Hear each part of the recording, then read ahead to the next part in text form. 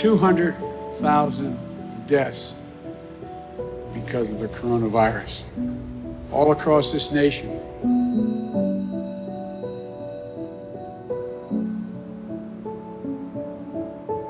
And it means there are empty chairs and dining room tables and kitchen tables that weeks and months ago were filled with a loved one, a mom, a dad, a brother, a sister.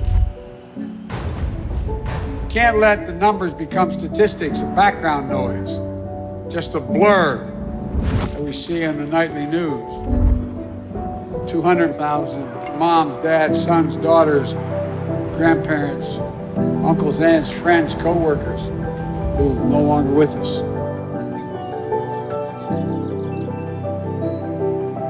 And so many of them didn't have to lose their lives in this virus.